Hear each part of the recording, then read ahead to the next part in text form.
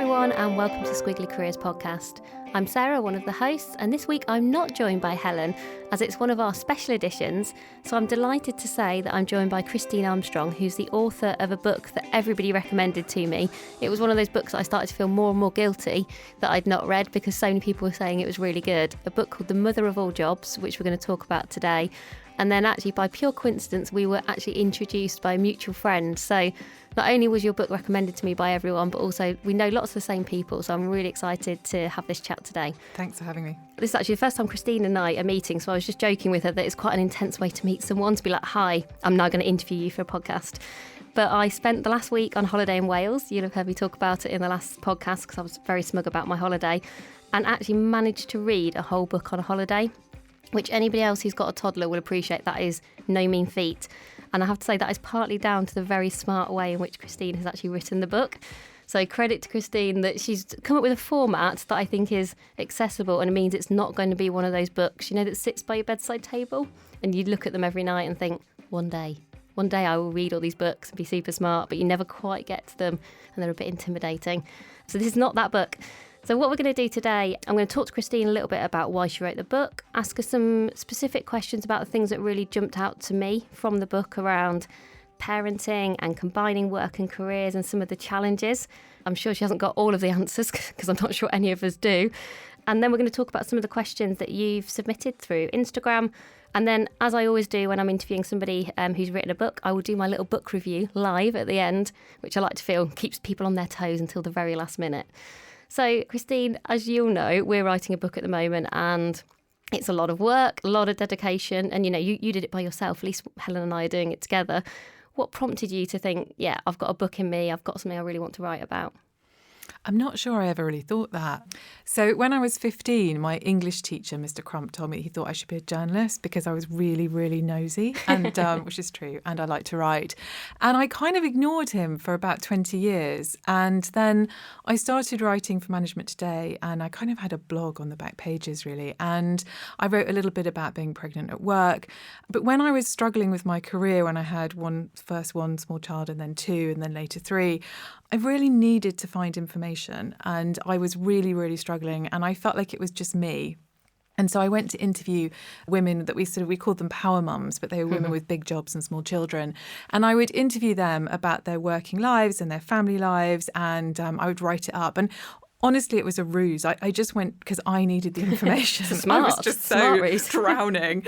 And I thought maybe they could help me, and maybe one of them would give me a job or something. I mean, it was really quite a desperate kind of an outreach at this really... Or maybe one of them had the answer that you just hadn't discovered yet. And so I would listen to them. I would write down all these things and share them. And sometimes they would retract things, which was fine. But then as I sort of went along and I interviewed more and more people, I just realised that actually the things that they could say on the record when I was writing were really different to what they would say privately. Interesting. And not that they wanted not to tell the truth, but if you're talking about your boss or your business or your role or difficult things that have happened in your relationship or difficulties with your kids, you can only say so much on the record. And that's completely rational. None of us kind of bear the souls of the worst bits of our jobs and our relationships and our kids on the record. But actually, what I realised was that we had this sort of really sanitised version of working parenting, which is dominated by very high-profile people, you know, Sheryl Sandberg and others, who are very different to the rest of us. They have incredible resources, but also they can't, the same as the rest of us, share the details of their lives, the gritty, the difficult, the hardship, the sleeplessness, the stress, the frustration, the extra glass of wine, all of that. But that's what this stuff is about, right? And that's the conversation that everyone is having in their own kitchen, in their own canteen, in the loos at work. And so that's where this book came from. And I'm not sure that I ever felt that it was a book, but I had brunch with an old editor of mine. As after writing for Management Today, I wrote for an online newspaper for a while, and he said, you know, this is a book and you really need to write a book proposal. And I, okay, fine, and I didn't. And then about 2 weeks later, where's that bloody book proposal, Armstrong? So I kind of wrote it, and it was like 2 pages. It was a bit shit. It was a bit typos. And I sent it to him and I said, is this shit? And anyway, he sent it to somebody and they came back really quickly and said, we want to talk to you about it. And that was Bloomsbury, and I got a book deal. So it was like pretty fortunate. It was kind of the dream, yeah. Oh. So talk to me a bit more about the title, because I was quite torn about the title because, you know, The Mother of All Jobs, there's a kind of implication there in terms of the title that this is maybe a book for women. But actually, as I read it, I sort of thought, well, I want my partner, Tom, to read this as much as I want to read it. So do you think the experiences are different based on gender, or is it more it's just a fab title that gets people in and you hope people are going to share it with their partners? It wasn't my title. It came from the publisher, and I really liked its ring to it. It's got, a It's humour super about catchy, it, the mother of all battles, And so I suppose that's appealing. I think in retrospect, I do worry that it sort of reinforces the idea that this is a gender debate and that only women should get involved with it. And so many people say to me exactly what you said, which is like, I've literally left highlighted sections for my husband. Sometimes I meet men who say, I'm trying to get my wife to read this, because I just started reading it and it was so relevant. I think Tom feels like he knows the book quite well, because each time we go take Max for a walk, I'm like, oh yeah, because I was just reading about, I'm reading that book for the podcast because he saw it on holiday and he saw it on the floor. He kept having to pick it up while I left it on the floor. And each time that conversation would be like, well, when I was reading the section about schools, Christine said this. And he was like, who is this woman? Well, I do say, and I make a point of it, that in every single chapter I interview dads. I always quote dads. So there is at least two chapters on dads. So it isn't just interviews with mums. It's also interviews with the head teachers and child carers and, business leaders. It's kind of the system, I thought, when I read it. It was almost coming from every angle. Yeah, I'm trying to look at it holistically, and I try to not apportion blame. So sometimes people read it, say, you don't blame the men enough. I'm like, well, it's no more their fault than it is ours. It's just a mess. And, we need to be honest about that mess and talk about it, because we can't fix it if we keep pretending that everything's fine and you just need to work a bit harder. Yeah. Well, it's interesting when I've got a little boy, Max, who's nearly 2 now, and I definitely wish I'd read this book prior to having Max. I'm glad I've read it now. I've got a long stretch of parenting to go, but certainly I wish I'd had read it before having him. So my top tip to people is, this is not just if you're a current parent. If you're thinking about becoming a parent, I would definitely encourage you to read it. My mum has been brilliant since I've had Max, has been really supportive and definitely had to support me a lot more than she probably had anticipated she would have to. And she often says, and it surprises me, that she feels like there's more pressure on me than there ever was on her. And if I look at it on paper, I think, well, I've got, in inverted brackets, more than my mum, in terms of whether it's the sort of job that I've got or what I'm spending my time doing. Socio-economically, I would have probably more, relatively, albeit, she's baby boomer, so awesome generation to be in. And actually, when she had me very young, and it wasn't like they were in an amazing situation at the time, but she just said she feels like it's just very different. And I thought, actually, I feel like I should feel really privileged and I've got this amazing stuff. So do you feel like, you mentioned the book, having done like your own, like talking to lots of grandparents as well, which I thought was really lovely. Do you feel like almost like the society that we're in now is why this is so relevant right now, that there has been a really big change in terms of work, and actually the system around us hasn't changed to reflect that? Yeah, I think exactly that. I mean, I grew up in a house where my dad worked a pretty traditional 9 to 5 day. My mum, like many of my friends' mums, they all worked, but they worked in very part-time, very local, very second job. And that was completely normal. And some of the grandmothers that you mentioned that interview said, we knew it was a second job, and there were irritations about that. I'm not saying, that we weren't feminists. I'm not saying that we didn't have ambition, but it was just the way things were, and it made sense. And one of the grandmothers, who was really... she's a lovely, lovely woman, really warm, amazing, twinkly blue eyes. She talked about going for a headship. She was a primary school teacher and being invited to apply for the head job. And she went to it and she did the interview and she got in the car on the way back and thought, what on earth am I doing? I can't run a house and take care of my husband and make everything work and be a head teacher. I'm never going to apply for another head job again. And she didn't. And she was okay with that. And I haven't interviewed her children or her children-in-law, but I suspect that they wouldn't think like that because we've been brought up with different aspirations. And that in itself creates the pressure. But we've also quadrupled house prices in the last 20 years. Yeah, tell me about it.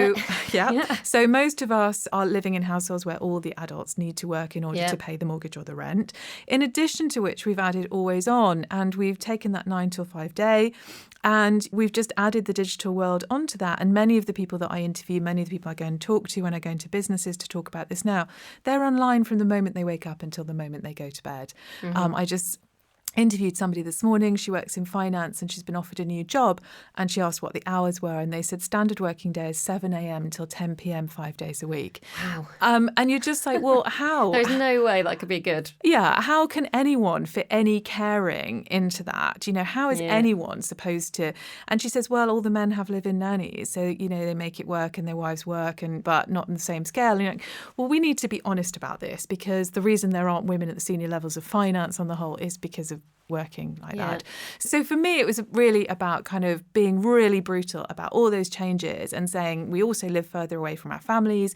We commute for a longer time because of the house prices, but nothing else has changed. We haven't got affordable early years care in this country. We've got the most expensive early years care in the world, practically, certainly in Europe. We haven't changed our school hours. Somebody emailed me and said that during World War II, when we needed women to work in factories, they just changed the school day to match the factory day overnight. No consultation, no concerns, just done. Seems really smart. Never even discussed now, is it? No. We don't discuss the lack of correlation between the school day and you know, people with kids. I interview people all the time who are suddenly hitting primary school who go, oh my God, my nursery runs 7 till 7. I can just about cope. School runs 9 until 3:15. What am I supposed to do with this? Yeah. So, you know, I think we need to have those conversations and I don't think we can fix it unless we do. I think one of the things that I found particularly interesting, and probably because it was very kind of pertinent to me, was you described how many people experience the kind of loss of control. And I think there was one of the experts you spoke to who I really liked the description, because I just thought, yeah, this was absolutely me to a T, of when you certainly first have children, probably particularly I would guess for the first time, the kind of inexperience and isolation that kind of hits you simultaneously. I felt like I was one of those, you know, I'm ready for this. It was definitely something I planned. I'd thought about it very hard. I'd thought about the timing very hard. I'd got a spreadsheet. This baby was so well prepared and I was so well prepared, etc. And yet, when Max was born, I found it incredibly difficult.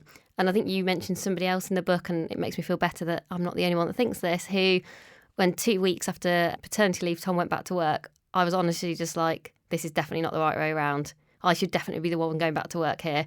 I'm rubbish at this. I don't know what I'm doing. I think this baby might hate me was definitely kind of top of mind. I mean, Max did a lot of crying and he had reflux, so he was also sick a lot. Mm-hmm. And I was just going, this is a disaster. Mm-hmm. And at that time, I'd also chosen at the same time to leave the company that I'd been working for as I went on maternity leave. And so this kind of double whammy of suddenly being like, all my best friends are people that I know through work, but they are genuine, very good friends. So I suddenly am not near any of them. So it's quite hard to see them. I don't live near any of my family. I've got a baby that just seems to cry and be sick. I seem to be rubbish. And actually, I'm quite used to getting quite a high sense of achievement from my work. And I can't escape this because I'm sort of committed now. You're like, you can't put it in the bin. I was like, I can't think my way out of this. Yeah. I really struggled. I remember I was the real classic of when like Tom would get home, I would literally like throw Max at him and just try and like go for a tiny walk, and I would never want to go back. But I felt awful.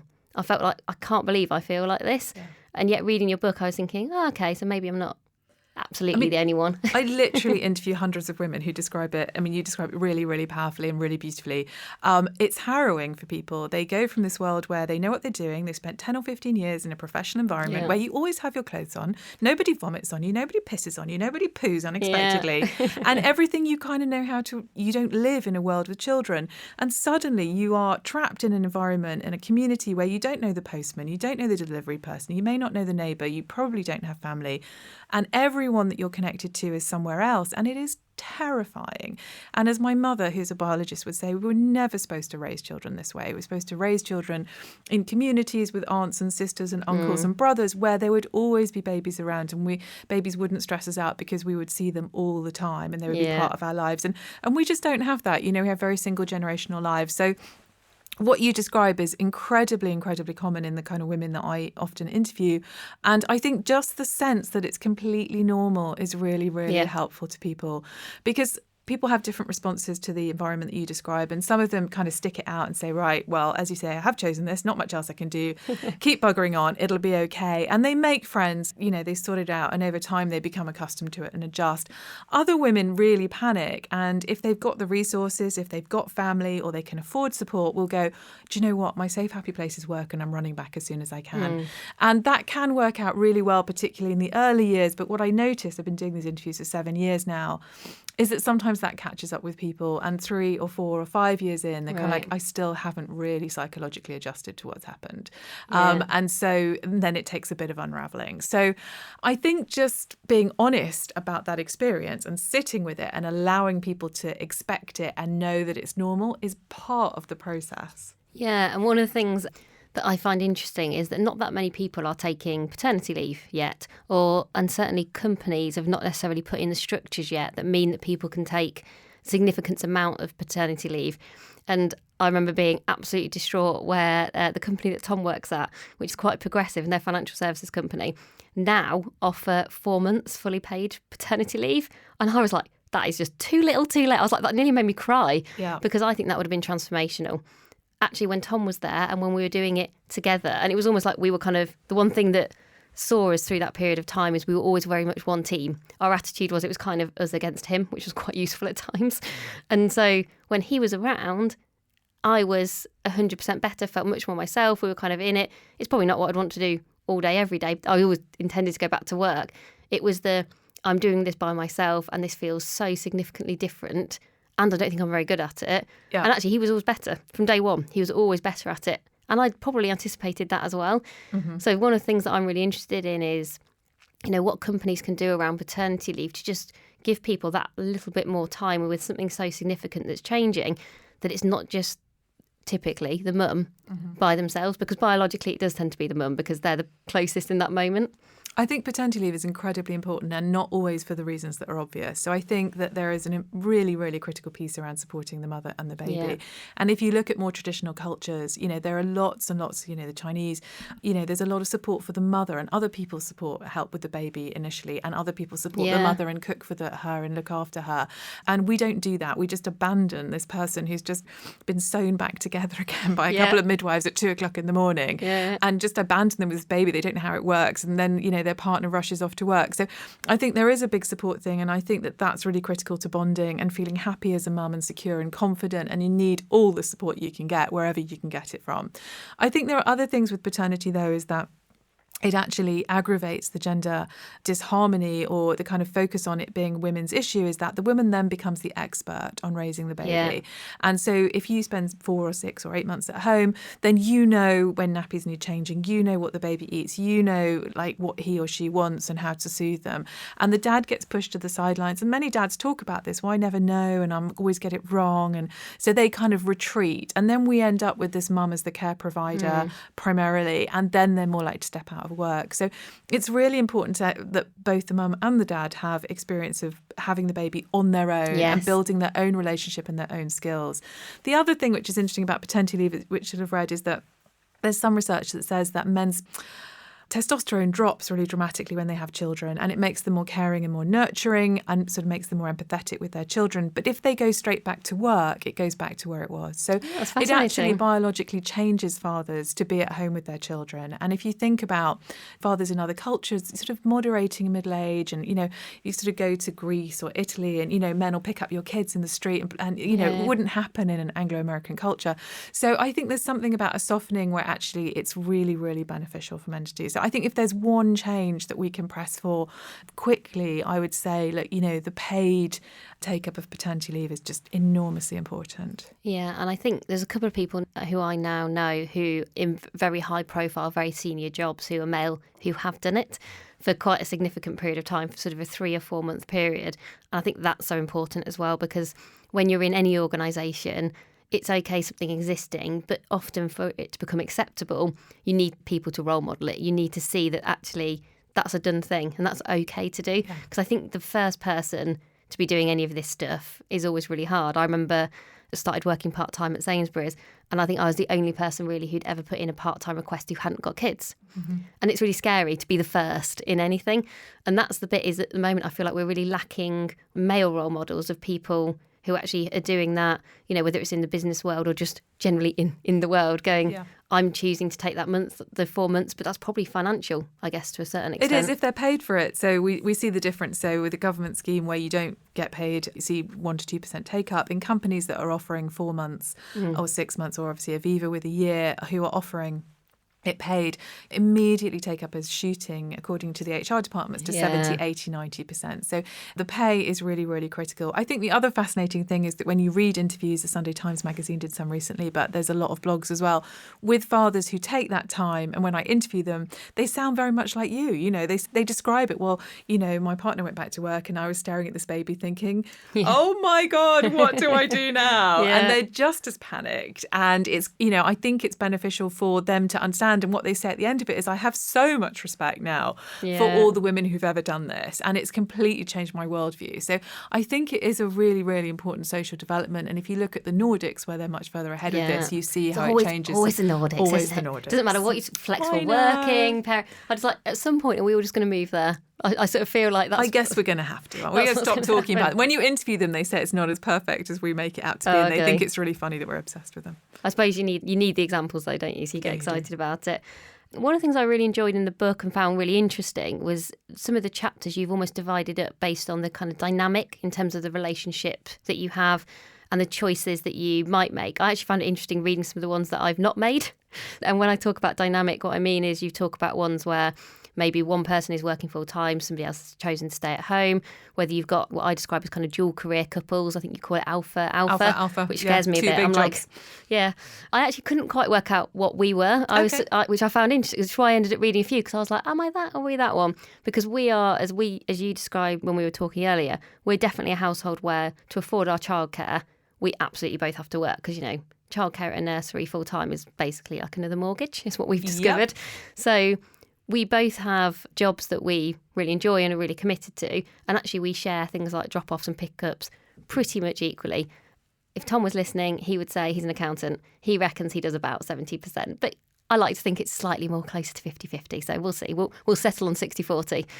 But fundamentally, we are both want to work more or less full-time and share the parenting together. And I think those sorts of choices are a really big deal for people. When I talk to people, that's the bit that everybody's kind of grappling with, is all these kind of trade-offs around. Often it does come down to like time and money, how much do you want to be near your house and all of those kind of things. And I just wondered whether from the people that you've spoken to, do you think people consciously make these choices, or almost do you think you have to live some of it? And I'm sort of finding that actually we've had to sort of try it out. Like the first time where we were doing nursery drop-offs and pick-ups, it took me ages to adjust just because I'd lost the flexibility of choosing when to leave. So, suddenly I had to actually walk out, as in I couldn't choose to stay for an extra 20 minutes because we were having a really interesting discussion. I was like, I actually have to leave, because if I don't, my son is literally stranded in nursery. And I live quite far away because I work in London, and so I've got a house just outside London because of how much, houses cost, etc. So we'd sort of got a plan, but it was only when we sort of started testing it when we were like, does this work, does it not? And he was ill quite a lot when he first went to nursery, like lots of kids are. So we seriously considered, do we want to get a nanny? But we were really keen for him to be in a social setting. And we sort of stuck with it, and we're really glad. And now it sort of works pretty well for us. I'm scared about the primary school thing, so I'm gonna keep my head in the sand for a little bit longer on that. We've just about got nursery working. But I was just wondering, is that something that people could do, do you think, to think about this a bit more beforehand? Or do you think actually you've got to be in it to know? It's kind of why I've written the book, is because the book's full of stories of people who've gone before you. And I think all of us do exactly what you said, which is we try it and then we screw it up and then we reconfigure it and see if it works better that way. And everybody's doing that in their own household, right? Yeah. And so what I wanted to do with the book was say, okay, well, if we played it forward, if we interviewed you where you are now, what advice would you give yourself 18 months ago? Then hopefully people can read it and go, that's a really interesting challenge. I hadn't thought about the school years. So where does that mean we need to live? How does that mean we need to structure our day? How do we balance it between us? And how do we do this? I mean, one of the things I talk about a lot is seeing your household as one unit. So how do we share this between us in a way that makes sense for both of us?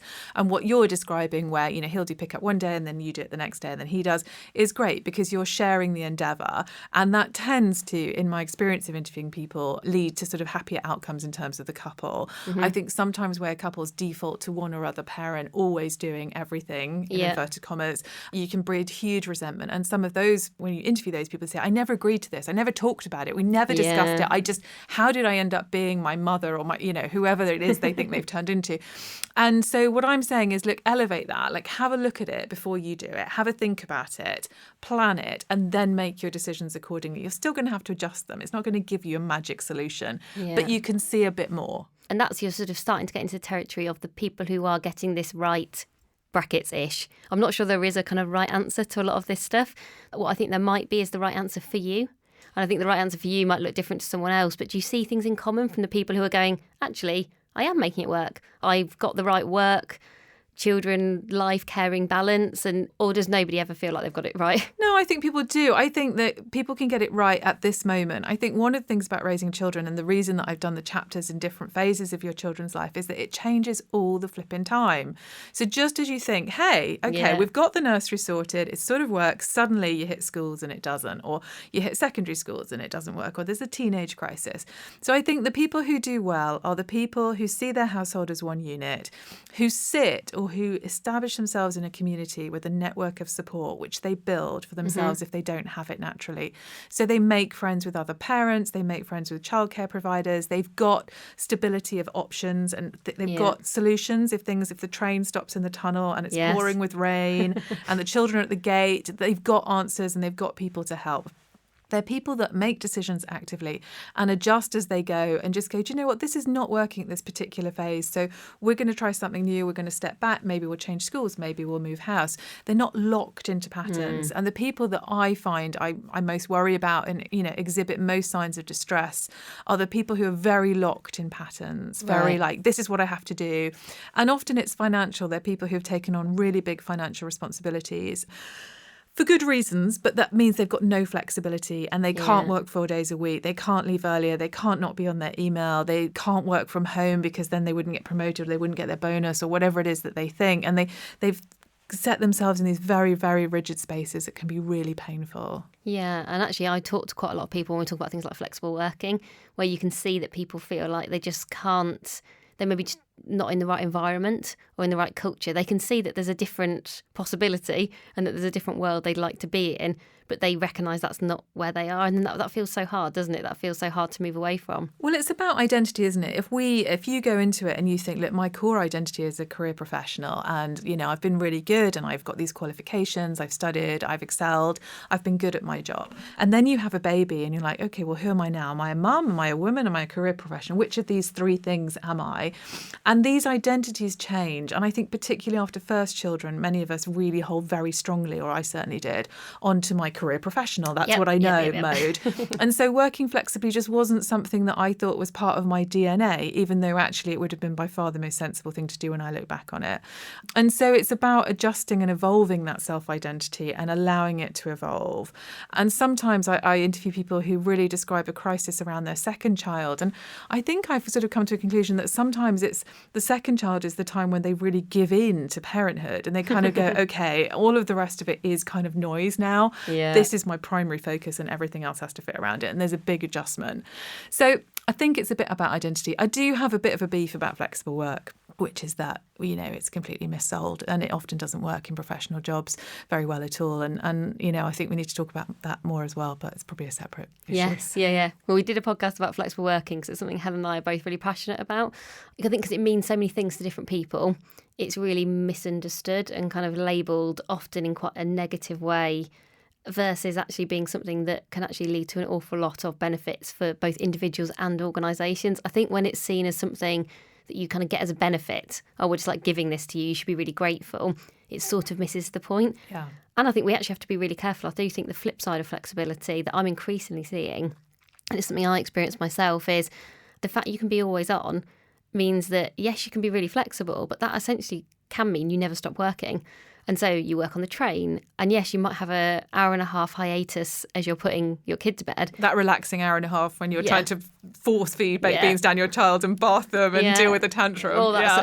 And then you go back to work again. Yeah, because you've had such a nice break. Yeah. I think my problem with flexibility is exactly that, is that too often I interview people who say, well, I've used up every chip that I've got to negotiate for a 3-day week, and now I'm still expected to be online 5 days a week and I'm contactable. And if I'm not, then I know that I won't keep my job.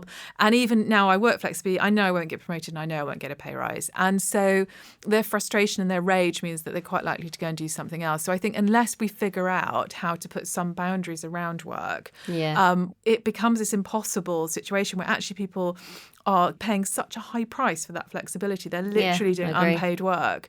And I'm really troubled by that. I'm really troubled by the fact that sometimes we're not honest enough about that. I always think the 4-day thing is really interesting because I've worked 4 days a week for a long time now, both without a baby and with one. And actually it made no difference because that was not the reason I worked 4 days a week. And what was interesting, I think, because it wasn't led by having a child, it was led by actually kind of a side project and spending time on Amazing If. I was always very discreet about how I spent my time. And I was very strict because I was going, I've got a day a week and I'm actually doing other things and I'm not being paid on that day. And so there's something, I think, mentally about how I compartmentalised that time, because it was for very different reasons, that then meant it really worked for me. My observation is actually lots of people who do it because they're doing it to spend time with their children, actually then they end up working. Or they end up checking in emails, or people feel like, oh, can you dial into this conference call? Mm-hmm. Whereas that doesn't happen to me, because people go, oh, she's off running another business, she's doing something different. There's some sort of acceptance that, oh, I don't have to do anything. So I think that everything should be reason neutral. It shouldn't matter what you're doing. But I find it fascinating that because I do something that's a bit more unusual, actually the assumptions and norms that I find that people make about me is different to the people who are doing it for different reasons. It's about our values, and it's about, if we don't think that time that somebody's negotiated to spend with their child, whether they're a man or a woman, is of great value, and we're like, oh, they just need to respond to this, it'll only take a couple of minutes, I just need an approval, because otherwise the project's going to be delayed, or it's going to stall, or this client deal's not going to get signed off. And suddenly that person is very stressed, and there's nothing worse, as you will know, than trying to deal with a toddler and work at the same time. It's literally the definition of hell. Trying to do it. I did try it once. Yeah. Quite notoriously, and a second later I realised Max was literally like whacking his hand down on my quite expensive Apple Mac, and I was thinking, oh, this doesn't work very well, does it? I I actually think you can't do it. I can't combine them, because he just gets really interested and wants to come and play and stuff, and you just think, I'm just getting angry at everything. I'm getting angry at him. I'm getting angry at the work. Then you're really angry with yourself, because you're behaving like a terrible, terrible person. It's, so anyway, so flexibility is really tricky. I mean, people do make it work, and your description of boundaries are great. And I hope people take from that, you have to set those boundaries and be ruthless about them. If you're going to negotiate for it, you're going to pay a price probably. So, at least make it work for you. That would be my advice. Really build a wall around it, enjoy it, revel in it, take the moment. Other people say actually just doing a day at home a week works much better than working flexibly, because they still get paid, but they can do the school run or the nursery drop and they feel calmer. Fine. My point is, find what works for you, and then, set your boundaries and stick to them.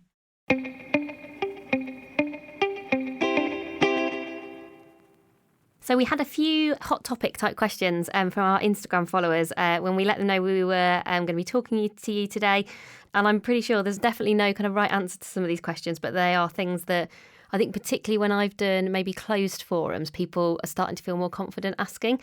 So I think these are almost the questions that the things that you've been asking people that often don't get talked about. So lots of people asking, is there a right time to start a family? No. Can I just leave it at that? Yeah. I don't think anybody ever thinks, right, this is it. This is the moment, baby. Come on, let's do it. I think it's always a compromise. You never think you can afford it, for sure. I mean, that's just universal. There's always a promotion. There's always a big project. There's always a trip. I think my kind of observation on this, stepping back from it, is I've just interviewed too many couples who struggled to conceive. And so for me, it's like, look, if it's something you want to do, I don't want to be boring, I don't want to sound like your gran, but if it's something that's important to you, just don't hang around until, it's really, really difficult. And you will work it out. I mean, I interviewed somebody, actually I went to school with, I did it for a magazine article, and she accidentally got pregnant during her A-levels. And we were talking about our lives being completely different. She had a place at Oxford and she had to give it up. And, she did her degree later and done it. But actually, she's had a really amazing life, and she's had 2 more kids. She's got a great relationship. We kind of looked at our lives, but we've done everything completely different. But it's all worked out. You've got to keep adapting. And whenever it happens, you'll make it work. So I kind of think maybe worry about it less and worry about the timing less, and think more about, how you want your life to look and how you're going to structure it. Yeah, because I am one of the most planned people I know. Whenever you do the Myers-Briggs, the kind of last one is about are you a J? Do you like to be planned and organised? And that's definitely me. We already mentioned the spreadsheet. And so I definitely planned it. I definitely had a moment, there are practical things that you do where you suddenly go, okay, I now feel ready. But actually then it took us quite a long time to then actually kind of get pregnant and to have Max, to the extent where you're starting to get into, have we got to think about things? Are we going to have to think about IVF or other options? Sure. And, fortunately for us, it kind of worked out. But certainly I am somebody who I still really consciously planned it, but it still then took much longer than I'd anticipated. And then I was in a different job to the one that I'd imagined, because things change in the meantime. And so I think, of course, the practical considerations matter. And reading your book, I think if you'd read your book as you were thinking about that, there are some practical things you might think about beforehand, just in terms of where you're living, what you might want to do to sort of set yourself up for success. Yeah. Which I am very grateful for the fact that, like, you know, one of my sisters does live in London.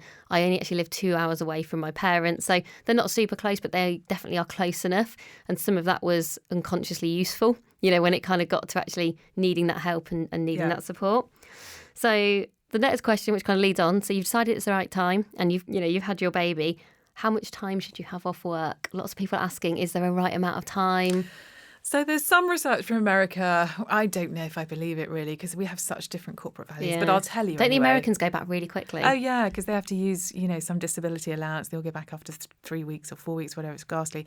Or 6 weeks. But so there's some research that suggests that up to 6 months doesn't hurt your career. But after 6 months, it does have implications for your career prospects for promotion and pay rises. And there are moves in Germany and other places, I think, to actually reduce maternity leave, because the longer you stay out, the less likely you are to go back, because you get very normalised in kind of being at home and so on. And it's harder to go back because obviously things have changed.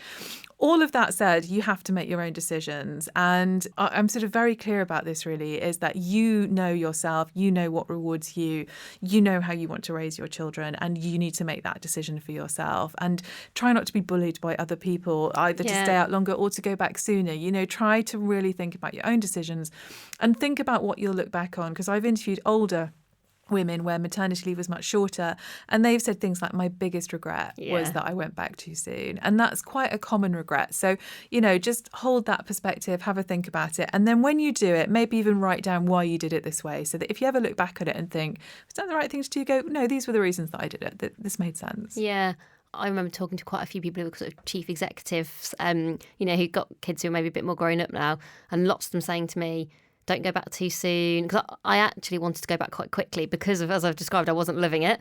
I was going, I want to go back and do something. What I actually found was quite useful for me was actually just reconnecting with that world. So it wasn't actually going back to work.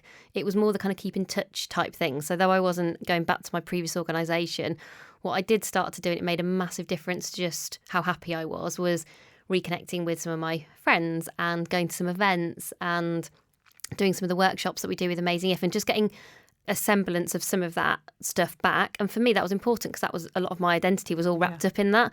And so actually, I think I then was confident to have a little bit longer off and to wait for a job that I really wanted to do next. Yeah. But I think the thing that helped me through that was that I started to do something. Yeah. So I think that was good for me. And that's the identity piece. And I think, you know, finding ways to either be comfortable with your adjustment in identity or to reclaim bits of what you've had in the way that you've described is really, really useful. And if you feel socially excluded, it is like physical pain. If you feel like all of your friends are, I don't know, going off to the industry event or whatever it is, that can feel terrible, like you've been excluded and you're left out and you're missing out. So being able to engage with that, I think, is really helpful to people.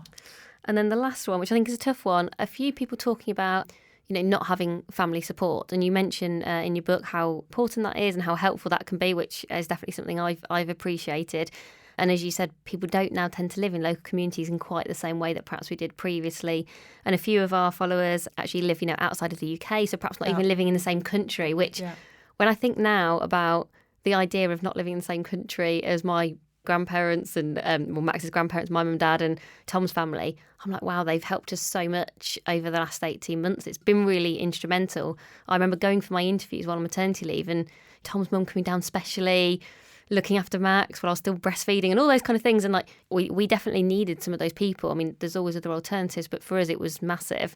And so I can really appreciate how people kind of find it hard. So if there's not a family, what would you suggest? Is it about friends? Is it about other people, essentially? The thing with that identity thing that we've just talked about is, if your identity has been defined by your profession and what you've done as a job, and then you go and live in this community where you know no one, everyone seems to have the same response, which is the people I meet, well, they're nice, but they're not like me. I work in insert career, insert job, insert, I work in events or whatever, finance or whatever you do. And so they feel that they're not very interested in those people. They don't really connect with them. What you discover is that this shared life experience of raising this scrap of a newborn that's hollering at you is that actually you have a lot in common because you've got a child at the same age, and that even if they come from a completely different background, have completely different life experience, you will make amazing friendships if you put in a bit of effort. And those people will sustain you not just for the first 3 months or the same 6 months, but if you stay in the area for the next 20 years, they will become some of your best friends if you give it the time. Yeah. And many of us don't, because we're running back to work. I didn't the first time, and suddenly realised that my worst experience, absolutely mortifying, was when my oldest daughter was about 3.5, 4, and she was in preschool. And I was facilitating a board meeting, and I came back and I had 17 missed calls. And my husband was working abroad, and basically she had a temperature of 40 degrees. And so they had called me a couple of times, then they'd called Chris, and he said, well, I'm in Cyprus, I'm no use to you. Then they called me again. And eventually the last message was from the local vicar's wife saying, hi, Christine, it's Josie. She's on my sofa. She's drinking hot Ribena. She's fine. She's had Calpol, no problem. I had to call Josie and ask her address. I literally didn't know where this woman lived. And we are great friends now, and our children are friends. And I'm so grateful to people like her who showed me that actually having a community and, being involved was really, really valuable. Yeah, I think so when I read your book, actually, the one area where I thought, I didn't do that was that. Certainly NCT, I wasn't kind of quite connecting with that as a kind of group. And I'm an introvert by nature. Tom's more introverted than I am. So I don't find meeting new people really easy. It's not kind of a natural thing for me. I've got very kind of deep long-term relationships. But what I'm finding now and starting to invest in a little bit more, and reading your book made me lean into it a little bit more, I think, was the other people who go to nursery with Max, and we're just getting into like the birthday party stage. Yeah. And albeit though we've not been to everyone, we are quite conscious about we are going to try and make the effort to go to some of them and chat to some of the other mums, because Max is going to be going to school probably with lots of these kids, because we're all unless people move away, you're all in the local area. And you can all kind of help each other out a little bit. Because if you don't, Max won't get invited to so much stuff. Yeah, I know, which I'm like, oh God, then he's going to be like worse than us. I think know. That's like our biggest fear. I mean, this is the thing that I came to understand, is that actually mums tend to invite the people that they know and like, and they'll send the WhatsApp round going, look, we're all going to the park at 3, or we're meeting for a picnic after school, or we're doing this on Saturday afternoon. Anybody's around, want to come to trampolining or football or whatever the thing is. And it just makes life easier. And, when you've got a network of mums, I mean, now, because I've got 3, I've kind of given into the whole thing. I mean, it's like, every time there's a party, there's a chat on your WhatsApp going, don't worry, I'll do this week, could you do the one in 2 weeks' time? And you don't have to go to every flipping party anymore. You can pick and choose, and somebody else will take them. You go, brilliant, because that means I've got 2 hours and I need to run in and do something. So it supports you enormously, as well as makes you raw laughing. I mean, my best mum friend is a stay-at-home mum who's Irish, who barely drinks, and we were so different, and yet she makes me howl laughing, and she's brilliant. We've both got 3 kids, and without that kind of support system, my parents, they're not in another country, but they live quite a long way away.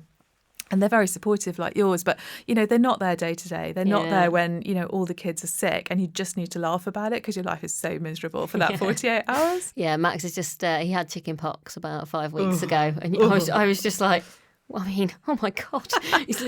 He's never slept brilliantly anyway, which actually you do talk a little bit about sleep deprivation, which I was reading, just being like, he's never been a good sleeper. We've always kind of really, really struggled with that. But I think when I was thinking about one thing I was going to do differently, having kind of read the book, there was things where I was like, yep, I'm a bit wiser having gone through the experience, and some of it was good hindsight. Some of it was, I'm going to think about these things for the future. But the thing in the short term, I was like, right, as somebody who is introverted, I have to definitely make an effort. That doesn't come naturally to me. Yeah. But we're very mindful of not wanting Max to be really, not necessarily not be introverted, but also to be sociable and to be included.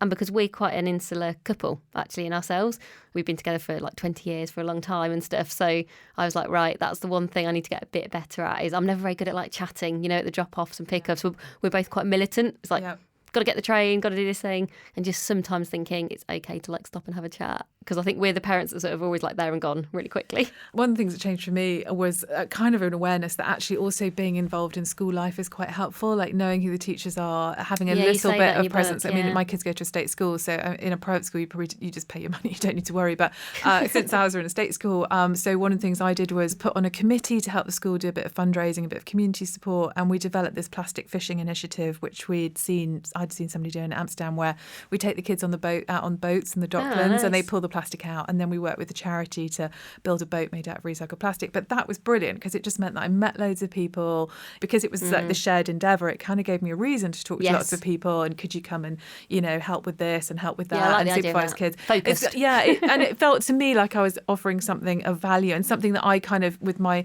professional background, I was like, I know how to put a project together. Yes. I know, you know, I know how to nick ideas from Amsterdam and make them come to life. And, you know, and I can offer some value and also do something useful for the school without having to do things I'm really bad at, like make cakes. And yes, I think that's because that's what I think. I'm like, oh, it's going to be making cakes, and like I don't cook. No. Like, and Tom doesn't do that either. He does like cooking, but he certainly doesn't bake. So I think it's because sometimes of the assumptions you make about what that looks like, and you just think, oh no, that's not I'm not good at any of that stuff. You've got to find the thing that you can offer and just do that. It's that boundary thing. That's it's like, you know, somebody said, well, you know, I just give 250 quid's worth of vouchers for the summer fete. That's what I can do.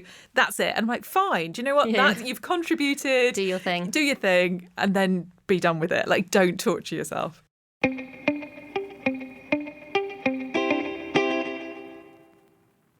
So now the book's out and people have been reading it. I'm sure you're getting lots of feedback. You've been talking about it a lot.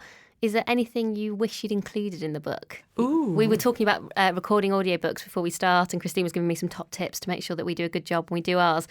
So you've had to, you know, not only write it, but read it all out to everybody. You're talking about it a lot. Are there any areas where you think, oh yeah, when I do edition 2 or version 2, this is an area I want to be in it? I think the thing which I get asked most, and I get called into businesses a lot, is how do we fix this from the business side? Like, so lots of businesses are going, look, certainly some of us within this business are well-intentioned, maybe not everybody, but, you know, we would like to have more senior women. We would like to support the men with families. We know that life's changing. What do we do? And I think if I included more in it, or if I wrote something else, it would really be to look at what's the difference between those businesses that are really able to manage hours, because that ultimately, my core belief is that that's what it comes down to at the end of the day. What's the difference between those that are managed to have a team that is disciplined, that is focused, that goes in and does its job and then goes home and does something else, versus those that just have these sprawling, endless days of stress and anxiety. You know, I interviewed somebody this morning who was talking about how unproductive those sprawling days are, because everybody leaves everything to the last minute, and then it's 11 o'clock at night and everyone's trying to work on the big presentation tomorrow instead of being ordered.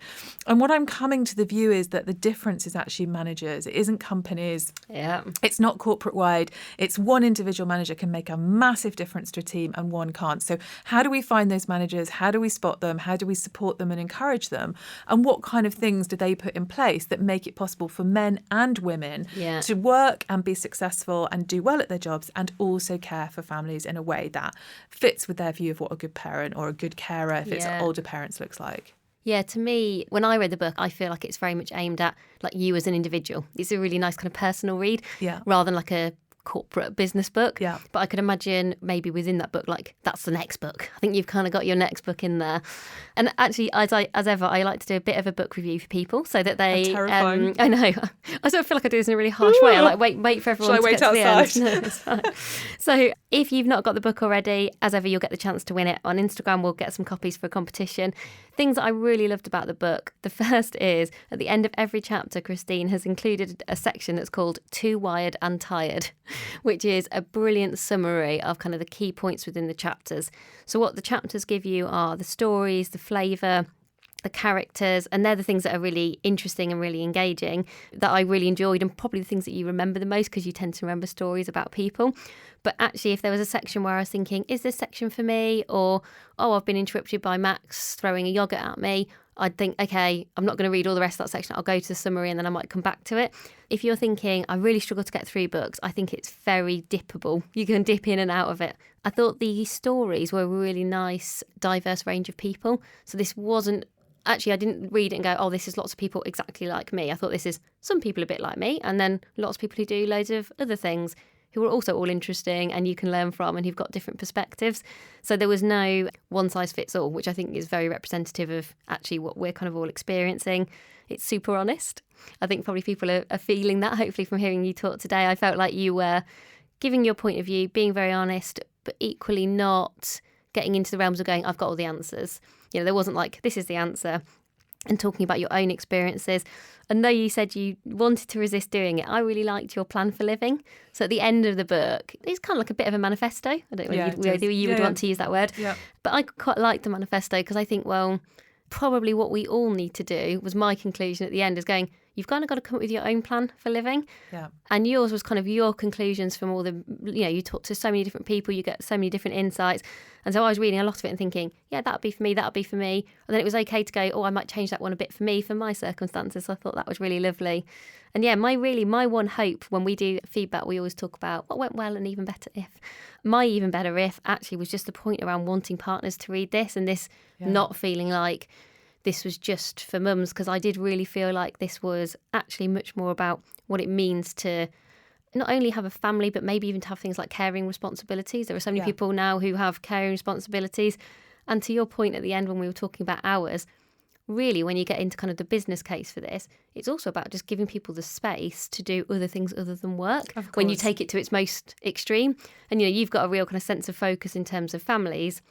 But really, I think, this is as important as a manager for the people that I manage who've not got kids, because they're not going home to look after a toddler, but they are going home to do exercise or to see their partner or to build really good relationships. Absolutely. We all need time where we're not at work all of the time. So the way that I see it is that parents are very much the canary in the mine for the way that we've started working. And it's the most intense pressure and the moment when you feel it so painfully is when you first have a child. But actually, none of us should be working 80 hours a day. It's unproductive. We can't concentrate that long. We make bad decisions. So really, this is about how we work and how we make that work. And, we're humans. We're not machines. And how we make that, work to our advantage rather than our disadvantage. And that's kind of what I wanted to throw out there. And it's not about working flipping harder all the time and getting a bigger whiteboard and making the lunches the night before, because, it's really about containing work where it should be and being good at that and then being able to do something else. Yeah, I think that's a tendency, isn't it, to just keep adding, to add more and more stuff. And sometimes it's because you're excited and you're interested in things. But at some point, if you're going to add something, you've got to take something away. And I think you actually had that in the book as one of the realities, actually very early on, was you were saying, don't forget if you're adding a child into your life, some other things do have to go. And actually, I think that was the realisation for me, is that obviously you know that rationally, but it's probably not until it happens that you realise oh, okay, so I have got to be at home a couple of nights of the week. I spend more time in my house than I've ever spent before. Yeah, it's weird. Because you're home. And also I'm home at really weird times. I'm like, oh, it's 6:30 and I'm at home. Yeah. Because you've had to get back to go and get him from nursery to do that. So suddenly, actually, I probably see my partner more than I've ever seen him because I'm at home more often and he does tend to get home. I probably eat a bit better. I'm not out and messing around kind of as much. I've definitely had to figure out a new way to put exercise back into my life and do that in a slightly different way. I've talked before on the podcast about actually things that require you with lots of certainty are hard. So I play a lot of netball, and netball's hard actually because you've got to be guaranteed to turn up and you're in a team and stuff. Whereas actually running, I find, which I don't enjoy quite as much, but it's way easier because it's very flexible and it's free, and you can in the summer you can do it in the evening. So I think just this point about it's just recalibrating. I think it doesn't mean you have to lose a sense of who you are, but you have got to do this kind of recalibration. The other thing which you can recalibrate is your social life. So I thought when we had kids, we couldn't go to cinema. And then I realised we could go to cinema, we just couldn't go as a couple. Yeah. And also recalibrating birthday parties for kids. So if I do a birthday party now, I'll very often say, well, we'll do a kids party from 4 till 6 and all the parents come in for a drink. And then you kind of catch up with all of your friends locally. Yeah. Everybody's gone by 7 because they're all taking their kids home. But you've seen people and you've had an adult chat. The kids have rampage through your house and garden. Just leave them to it. Somebody's pissed on the stairs. It's fine. But you have to find ways to kind of fit your social life into it. And for a while, you're just in this desert where there's nothing. I'm just in my house going bananas with this child. And it's just I think it is recalibrating all the areas of your life so that you're happy. And the thing I've actually found hardest is almost recalibrating when maybe people are in a different life stage to you. Yeah, the times where I used to see some of my friends, maybe who haven't got kids, is the times where I'm now the least available and they're the most available. Yeah. And so that's actually the bit I've had to probably work the hardest at, because some of those people are my best friends. Yeah. And so sometimes that is when you've got to go to your partner. You need to look after Max because I'm going to go and do this thing with my friend. Or you make the effort and you think, it's when you do go, right, I'm going to take the pram on the bloody underground because I'm so desperate to see my friend that I'm going to do it, or see my sister and stuff. And that was the bit probably, like you say, it's almost a bit easier if people are in the same life stage as you. Yeah. But I think just one of my kind of hints and tips would be recognise that if people are in a different stage, probably what works for you won't work for them. One of the things I did with the charity that I run and volunteering, the weekly calls we used to always do were at 6:30 on a Monday night. Now, what happens at 6:30? Bath time. But I didn't know that before I had a kid. And actually, I suddenly realised that I created something that was massively unfriendly to anyone who's a parent. Because that is like the sweet spot of time where there's a load of parenting happening. So it's all those kind of things you just, until it happens, you just don't kind of imagine them. So if people wanted to, other than obviously reading your book, but if people wanted to find out more about the things that you've done, you do a lot of writing, people can follow you on Twitter and those kind of things. Where's the best place for people to find you and find out more? LinkedIn, Christine Armstrong. I have a website, christinearmstrong.com, and I'm on Twitter and Instagram as C Armstrong LDN for London, if that sounds a bit weird. So I am very findable, and I write a lot for the Sunday Times. I write a bit for Red and Grazia, so you'll probably see things around. Well, do you know what? You popped up in my holiday twice because I was reading your book, obviously consciously, but I'd also bought Red magazine. And then I was like, hello. You know, when you have that kind of conscious thing of once you're kind of in the world. She's everywhere. And then I'd also seen you in Grazia because for some reason the week before I bought that and I was like, oh. Right. Yeah, the Sunday Times have been promoting the piece that I wrote last year when the book came out as well. So lots of people have been telling me they've seen that recently. With that lovely photo. Yeah. I really, if you've not seen it, there's a brilliant photo of Christine sort of with loads of stuff just like juggling around you, isn't it? In kind of children running around in circles. But it's actually a really beautiful photo. It's like it's really nice. It is in my bathroom, I have to confess. Oh, that's nice. Oh, I like that. That's a really good confession. So if you were to give people one bit of advice for us to finish for today, if people, whether they're thinking of being a parent, whether they're already a parent, what's the one thing you want to leave people with? I think have a discussion about it. I interviewed these brilliant gay dads in New York who had to adopt, and they, in order to adopt, had to do therapy and answer surveys and write essays about how they were going to parent. And they said that it just cleared all the decisions in advance. So I'd say replicate that, make decisions, plan it and figure it out before it all happens around you. Or figure out as much as you can, maybe, before it all happens. Exactly. Thank you so much, Christine, for joining us. It was a pleasure to read the book on holiday. I really enjoyed it. And I'm not always a massive fan of every kind of non-fiction book. I'm a massive fiction reader. So it has to kind of really grab me to get me all the way through. So I really enjoyed reading it. I slightly wish I'd read it all a little bit sooner. And I've already recommended it to about 3 of my friends who are all going to give me the exact same feedback of because they've got toddlers, why didn't I read this when they were born? But I'm like, well, if I tell them, they can tell their friends and everyone can tell their friends. Tell anyone you know in an antenatal club. Yeah, they could give it out, you see, at NCT. That could be the dream. Thank you so much. It's been lovely to talk to you. It's been a delight. Thanks so much for having me. Thanks, Christine.